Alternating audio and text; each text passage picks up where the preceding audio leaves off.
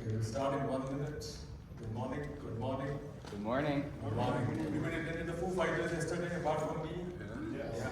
Oh shit. Okay. I was making the slides, so I had done like 15 slides, but they were all like Salesforce completed. So that's the template that we get.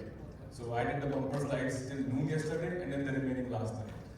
But yeah, we'll make it fun. We'll not make it boring. That's the idea. It's the last day. Dreamforce. We should have fun. Yeah. You should not curse me when you go out. Okay, cool. Can I get a round of applause?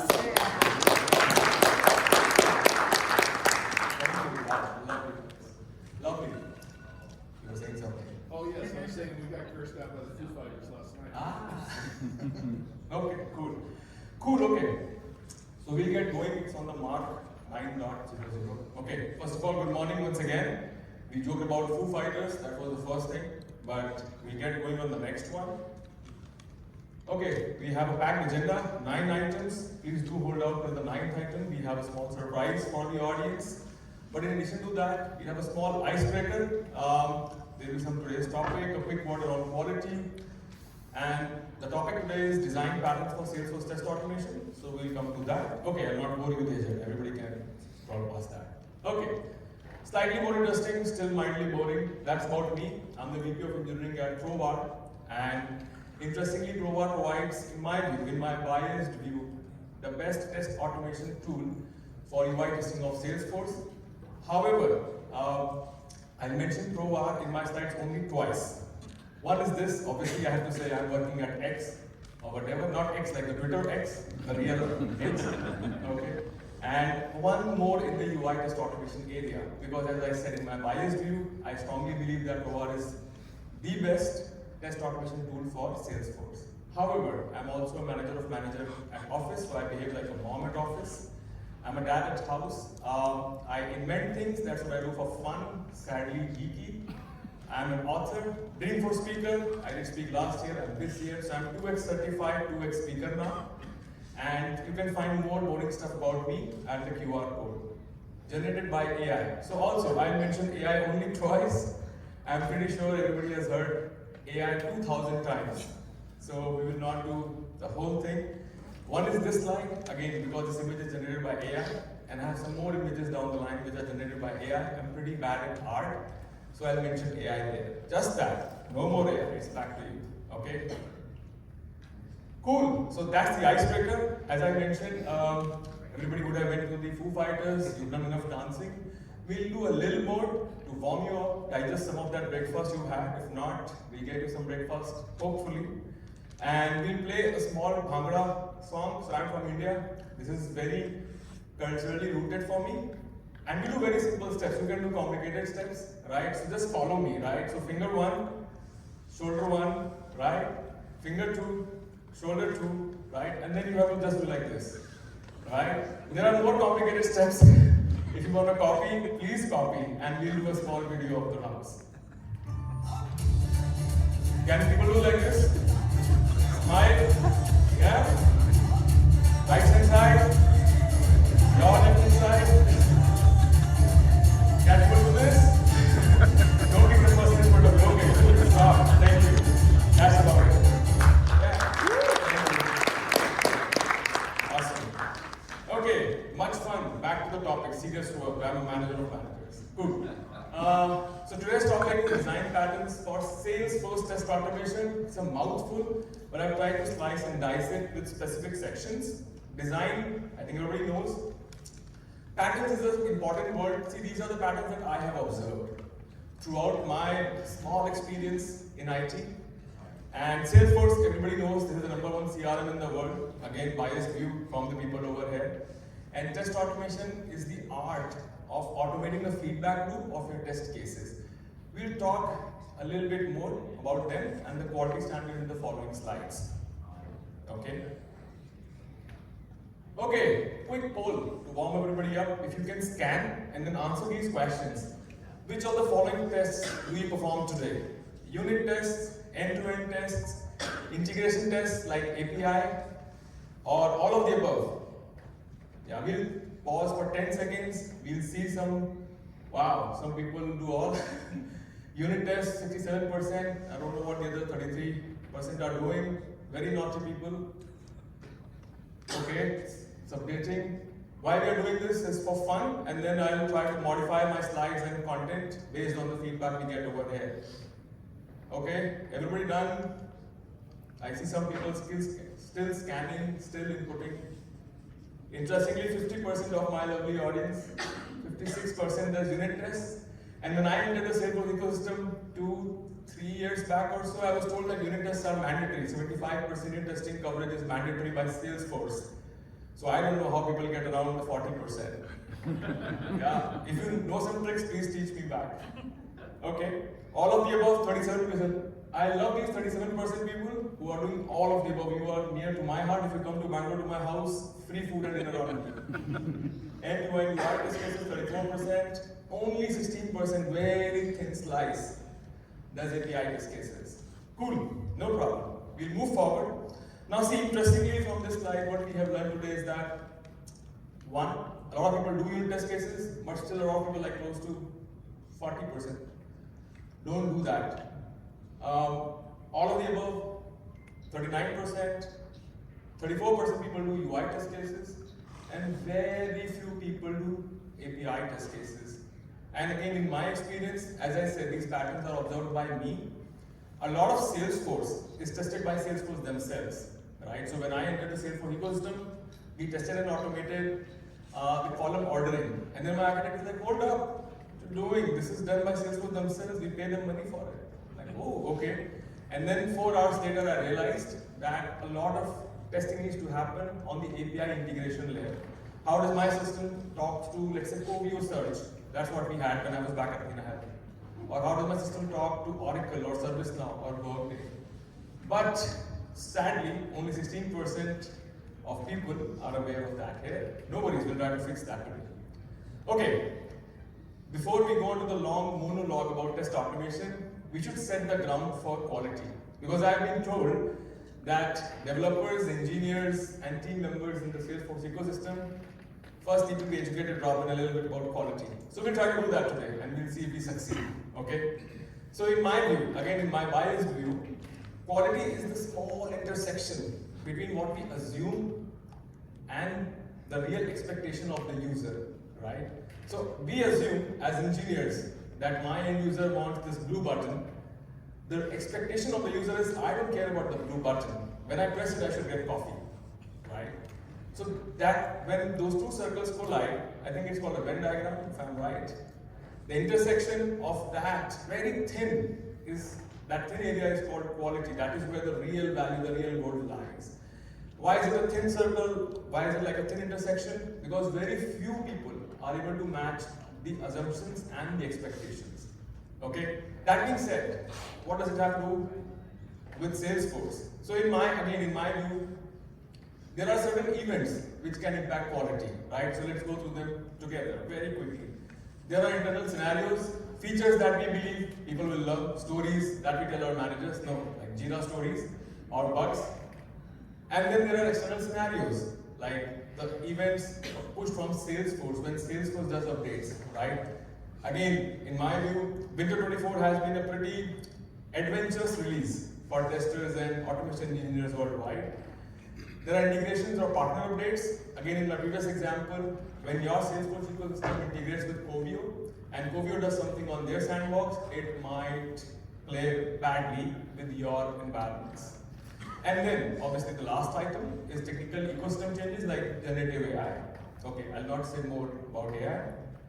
And very important last point, if the clicker works, in my view, is salary. So that can impact quality. Okay, I'm just kidding.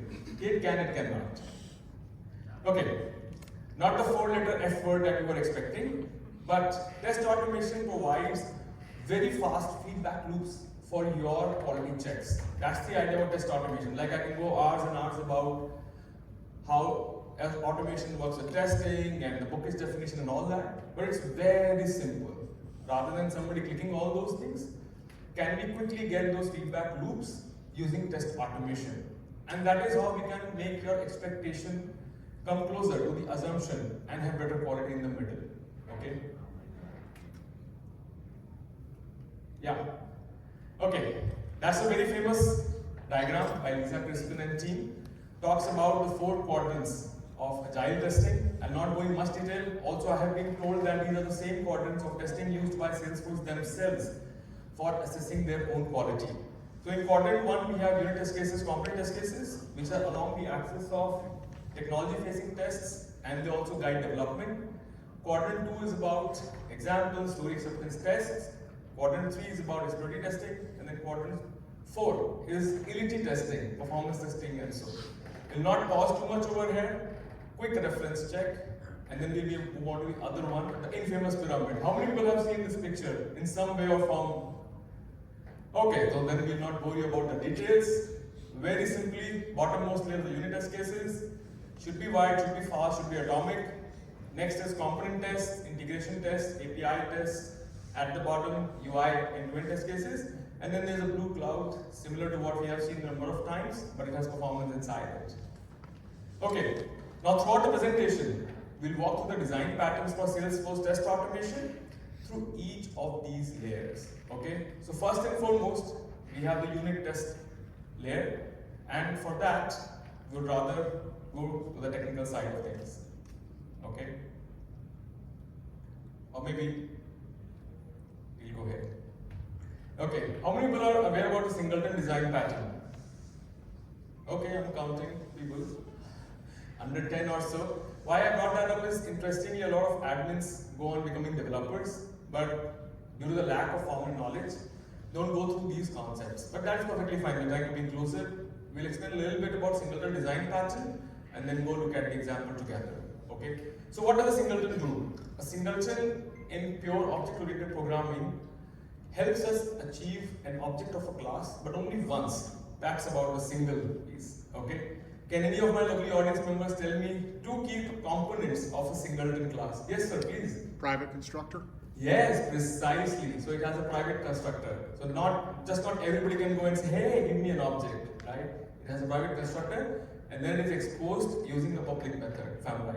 I'm really bad at programming, but I'll try with your help. Yeah, that is the main thing. And okay, to explain it conceptually, right? All of us have seen the railroads.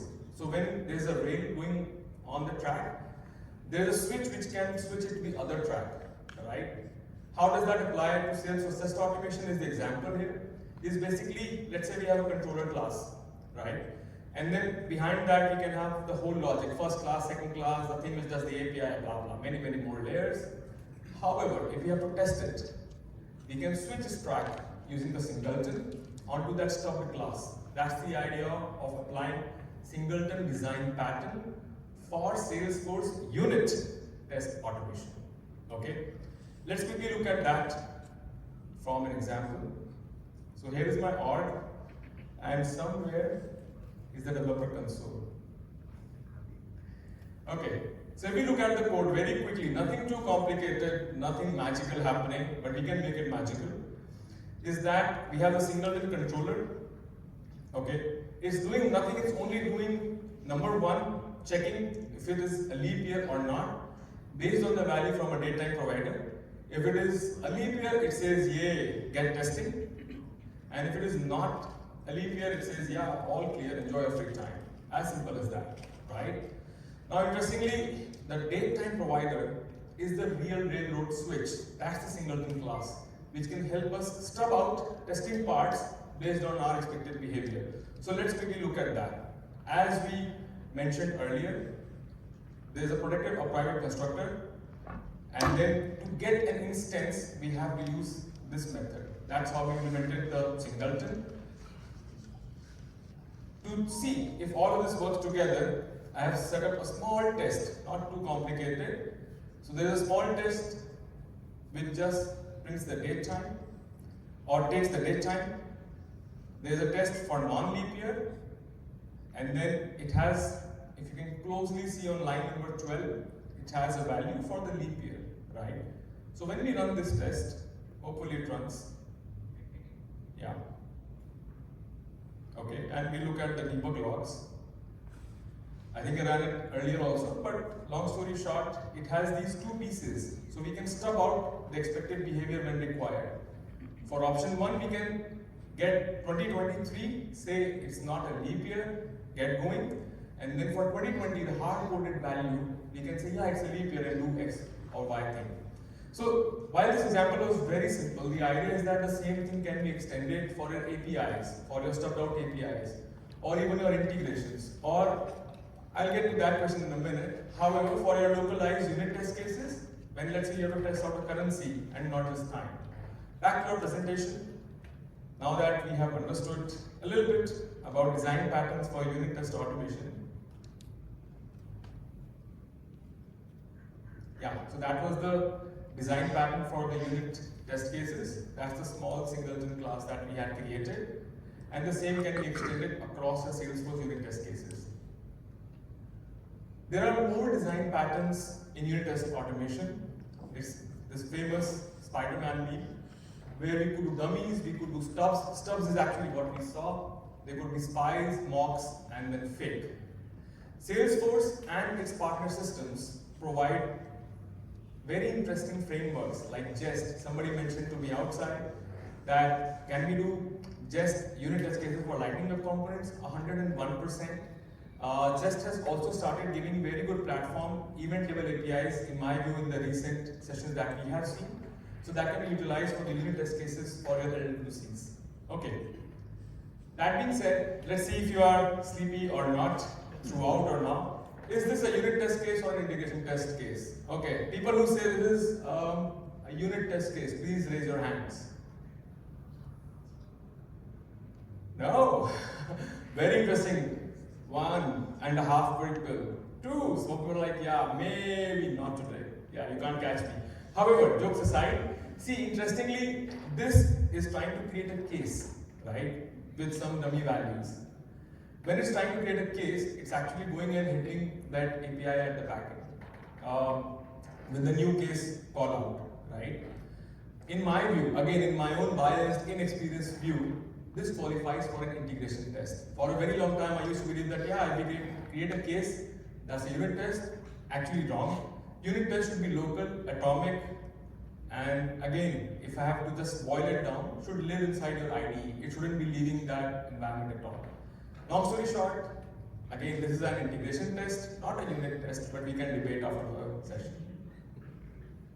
Okay, I keep forgetting I have a clicker and I'm doing things by hand. Why? Okay, so now that we have covered the bottom layer, let's move on to the next layer, which is the integration tests. So as we were discussing from the previous sleepiness check question, when we connect to the APIs is when we have the integration testing layer. Okay? Okay, while you might not relate with this picture, I can strongly relate. The person on the right most hand side is a developer like me, shivering in that meeting with the others. However, if we give him a coat and a blazer, he can survive the winter. And if we provide them with a raincoat, they can even survive the rains. Why am I talking about all this? Because that's the next design pattern for Salesforce test automation. We are talking about the decorator pattern. Have people around here heard about the decorator pattern? Wow, love you guys, thank you. So the decorator pattern has many other names like wrappers or so, which we will very quickly look into.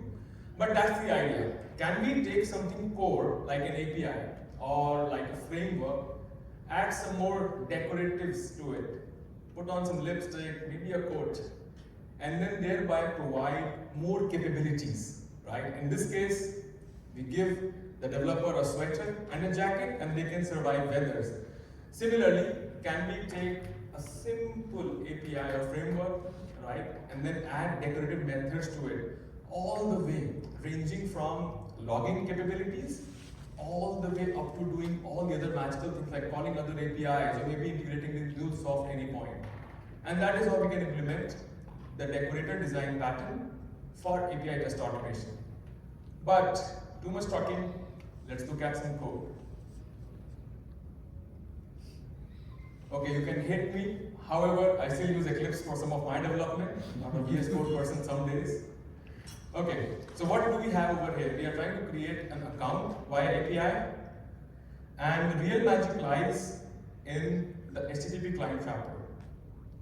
So HTTP client wrapper is actually a wrapper which I have created to provide additional capabilities for the HTTP client framework, using which we can make REST API calls, we can do get, put, post, patch, delete, and apply the decorated design pattern to give it additional capabilities. In my small example, those additional capabilities are as simple as providing logging capabilities, or maybe using user IDs and passwords which are stored somewhere. So I'm reading those values from a JSON, using them back over here. But in your API test cases or in your integration test cases, you can use similar decorated design pattern to provide many more capabilities, like integrating with MuleSoft, as I mentioned earlier.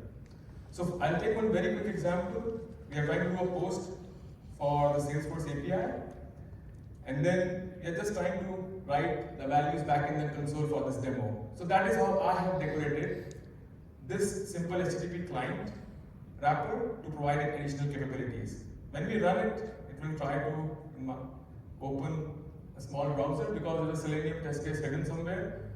But we'll not worry about that, we'll stick to the console. And we'll see that account is actually created. And when it says account created as ABCD blah blah, that is the decoration I have done for this API test case or this integration test case, not this unit test case. Okay? So that brings me back to our demo. Slide somewhere. Okay. Yeah, back here. So the HTTP client object actually comes from the HTTP client wrapper class that we had designed. The response comes from the post request that we have executed. We're just printing out stuff over here. And that is how we have implemented the decorator pattern for API test automation. Cool. Okay. That brings me to the last section. We'll see if we have time for performance tests. I do have slides, however. We'll come to the UI test layer, the one nearest to my heart. And while you can have tools like Provar automate these test cases, you can have also frameworks like Selenium to automate the same things. What we'll try to attempt today is we'll look at two design patterns for UI test automation. One is page factory, the other is screenplay pattern. The page factory design pattern is very simple. We'll try to pump out page objects using the page factory. And we'll look at examples of that very quickly. The one interesting one with that picture generated by AI is the screenplay pattern, wherein we will have declarative flow for our UI test cases. Okay. So what is the page factory design pattern? Have people heard about page objects around here? Some people, 2.5 people, 4.5 people. Cool, no problem. We'll spend some time over there. So in page object design pattern, let's say we have a login page which we have seen, I don't know, like 1 million times now. So when we try to model that, we will model that web page or that small component as a page object or like a class in object-oriented programming, which will have these two parts. So one is about the locators, that's the section at the top, right? I'm using Selenium as an example. The same thing can be applied for any other framework which you love, Playwright, and the other not good ones. So the first two lines tell me that we can locate the username using XPath, and it's // input placeholder is equal to username, and then the second one is around password. So that is in a page object, the first block you'll generally see. Open anybody's code base around this world. The first block would be always these locators, ideally, unless they are some jungle developers. And the second one is the methods to interact with those web elements, right? So for example, the 6 or so web elements that I see is the username, so you can input values in the username, you can input password, you can click login, or you can click the checkbox for remembering. So long story short, the page object will always have the same structure. Point 1 are the locators at the top, that's the top part of a bun. And point 2 are the methods to interact with those locators that we have declared.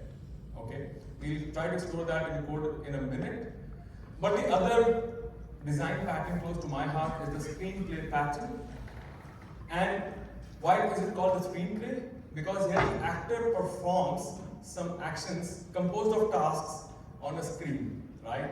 So that is why we call it a screenplay. For example, if I am logging in, I'm the actor, who is performing the action of login on the screen, which is the home page or the login page, right? That being said, let's quickly go to examples on code.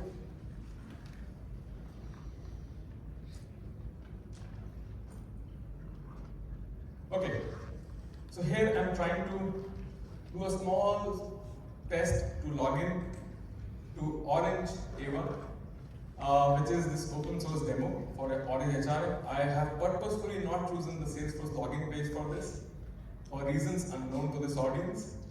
It has the login as admin and admin123. We should not do passwords like this for sure. Please don't kill me for it. However, this is just for demo. So as we can see from here, right, the actor is trying to log in to a screen using some actions. That's the core of the screenplay pattern. If you captured that, that's about it. You're an expert. However, the real magic lies beneath one layer of this test case. So if I go to, let's say, open browser, it has its own implementation for the navigate, which takes the web driver, the Selenium web driver, and the URL where you want to go, and then with .url tries to actually navigate there. So if we go further inside, the web actually has the driver.get. So driver.get is provided by Selenium WebDriver. That's like a standard API.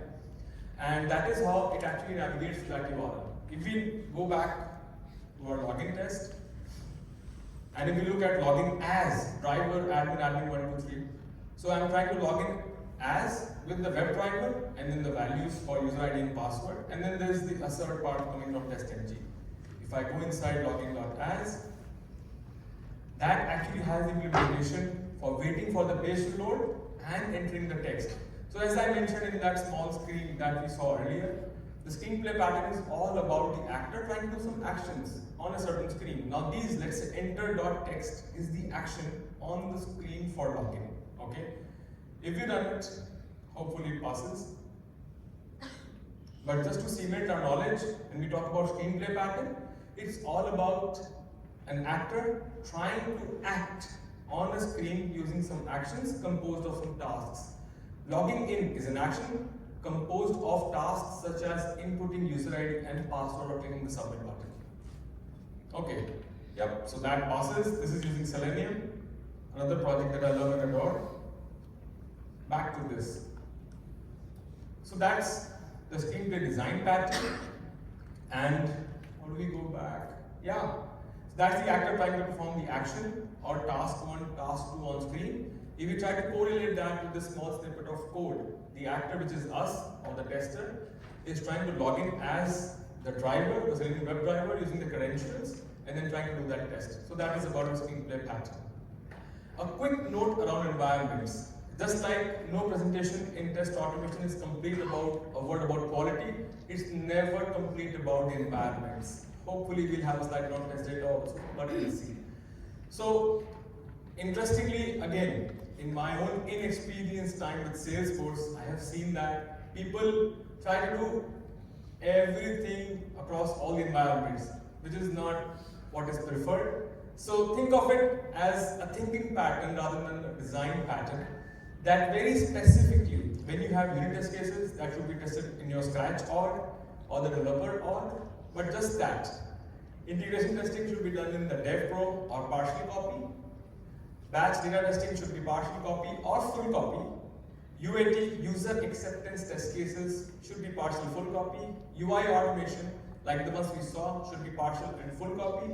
Performance tests should mostly and always be in the full copy because they should simulate the end user environment. There's no point running your lovely performance test using the magical technologies like JMeter or whatever in your sandbox because it will never simulate the end user loads. That being said, closing out, I said a lot of things. This image is generated by AI again. Just let's summarize everything everywhere all at once. So I read this book around architecture and design patterns which inspired me to do these slides and this section. And when I read that, I was all buzzing with energy and I was talking about it to my friendly architects. Hey, I learned this and I learned that and blah blah, whatever. And they were like, Robin, there is only one thing which it boils down to, that it depends. Okay? Whatever I told you, feel free to forget it, feel free to use it. Please use my slides as reference. this session as the fun time that we had together. None of these design patterns might apply to your context. Maybe all of them would apply. Who knows? Long story short, the design patterns in Salesforce test automation, or in test automation, or in automation, or testing, or Salesforce depend solely and wholly on your context. That being said, I'm trying to improve. Please snap. Please give feedback for me. And that's about it. Thank you.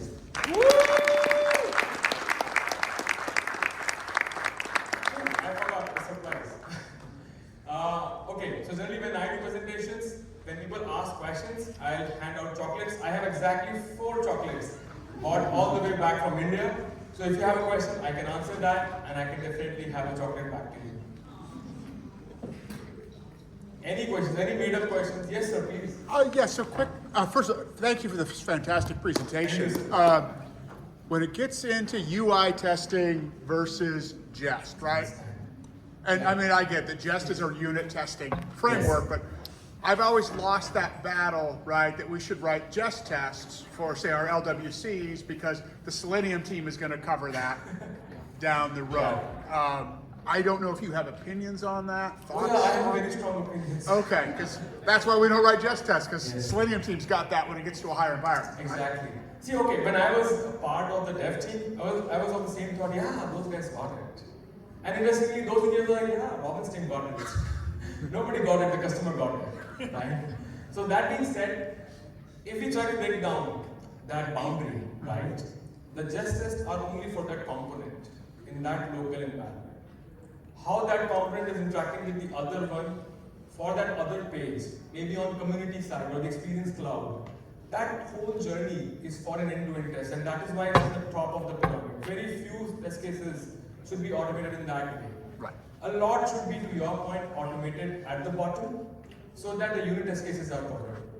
And thereby, by the Jest framework on that Lightning Web component. So for example, we have a small iframe. Just do that small Jest unit test cases for that. However, when you interact with the iframe and you select a calendar date for that submission, and is that submission going through or not? That's a unit test with the API test and the UI test. So do the full stack, please. Right. Yeah, no, I don't disagree at all. It's just trying to sell. It takes us longer to develop. Oh, 100%. Good quality takes time. Yeah, just like a good quality pizza. Any other questions, please? I think there's one more. Yeah, that's about it. Yes, please. I'll ask a question for chocolate. Yes. Oh, yeah, please. I'm encouraging that behavior. Can you talk a little bit about some of the maybe governance? I know we talked about the unit testing, like that's enforced from some governance perspective, or like how do you make sure this is happening? Okay. See, it all depends on the maturity of your org, right? So for example, when we started the QA practice at one of the orgs that I used to love and maintain, we had 0 test cases and 0 testers. At that point, somebody has to come and say, oh, I'm the police. We'll ensure it has to happen, right? If it would have happened out of love and care, we would have already done it. So we have to coach them and coax them. Yeah, come on, do some tests, do some better ones. If that stage is covered, then it's all about process improvement.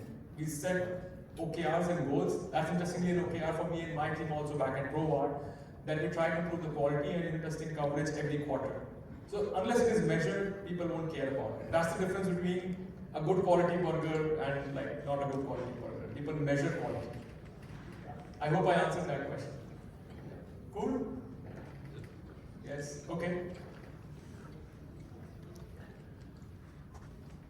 You put very interesting questions there, but I not fully agree with your schema of testing. Sorry, I can barely hear you. I can Yeah. come nearer or maybe you can... No, I can try to talk a little bit. Yes. It's echo a little bit. Oh, Brain sorry, stick when you hear yes. You say that UI is like next step after integration test. Yeah. I absolutely disagree with this. Sure, 100%. Because it's one of type of integration test, because it's any client test for API. What is UI? It's client. Yeah, That's all. correct. And it's you may have different type of clients. Yeah, UI, not UI, CLI, automation, client, whatever. It's part of integration tests Yeah. because there are communication Correct. between one side and another. Yeah. And performance from this line should go to observability at all because Yeah. it's not tested at all. It should be between releases. This Okay. is how I see this. Sure, 100%. One, totally love that you disagree. Your I also, thoughts about this, please. no, I'll just show one Because it small looks not thing. that like questions, sorry. Yeah. So interestingly, when I had this slide, Yeah. I had written infamous pyramid because that is why people tend to see this visualization and they see that it's a step like UI should be after API test. Oh, it's a different box altogether. But I totally agree to your point that she should be parallel tracks. They should live in harmony. And I think that is how the concept of this pyramid breaks down. That it should be in parallel, they should coexist. And then when we say an integration test, if we just go by the Oxford dictionary, UI test in my view also could be an integration test. The integration between your Salesforce ecosystem and that Cogio search that you did and did that mail go out or not. So 100% agree. That's why I hate this. But yeah, no, I love it personally. Yeah, thank you. Any other questions? Yes, sir. We'd spoken outside. Yes. I'd like to ask, what are some best practices and how do you approach flow testing? Is that any different than like our Apex tests or our Lightning Loop component? Yeah, sure, 100%. Sorry, I couldn't get the time to get to those slides. However, in my view, flow is has an objective. Let's say we could create a flow which would create an account, right? The flows themselves, the UI of the flow has been tested by Salesforce themselves using the agile testing coordinates that we saw. However, is the account created or not at the end? That should be our assertion, right? So, if I were to model that, or if I were to write a best practice around it, however, there are no best practices, is that I would look for the expected outcome. What do I need to assert? Is the account created? Is that my check? Is the account created on that org? And is the email sent out? Is that my check? When the flow gets completed, is the survey feedback coming back or not? Is that my check? And then only check for that. Because the remaining of the flow, the reminder, like all those lovely buttons and triangles and squares and whatever, they have been tested and covered by Salesforce. It will work. Flows generally break in my view, not because something broke on flows. Flows break in my view when a bad developer like me wrote that flow very badly, which had bad connections and bad connectors and trying to insert a value but missed out that one mandatory field. And when that happens, we check for that last item and then go fix that. Thank you. Yeah. Yes? Thank you for the wonderful presentation. I had a quick question on the test frameworks. Yeah. Any suggestions? We used to use Selenium before, now we are moving to Playwright. So, any suggestions? Wow, now I'm being put on the spot. Yeah, it's like, do you have like a favorite ice cream flavor? Okay, just leave it there. You can provide feedback. Okay, I'll be very open. So I have contributed to Selenium. I generally do contribute to open source. So that's why it's near and dear to my heart. If somebody asks me on the cab, hey, can you prefer like a framework? Yeah, do Selenium. Right? However, there is one slide generated by AI that says it depends. If your team of engineers is not Java oriented, maybe they are JavaScript oriented, do the JavaScript version of Selenium. We do have flavors. However, if they are more Pythonistas, try Robot, who knows? Or if the company has bought license for Cypress, please do Cypress. There's no need fighting in that meeting. No, we will do Selenium because some random guy told us at Dreamforce we should do Selenium. So it depends. However, in my view, Selenium's roadmap is going very fast, very quickly. As we are contributors, we see that it has brought back the life to test automation world. So therefore, if we have to pick choices, Selenium and then maybe the others. However, if you are looking for the tool, sadly for breaking my own rule, Prova is a good tool. Yeah, okay. Any other questions before we go close and roll? Are we good? Thank you so much, team. That was great.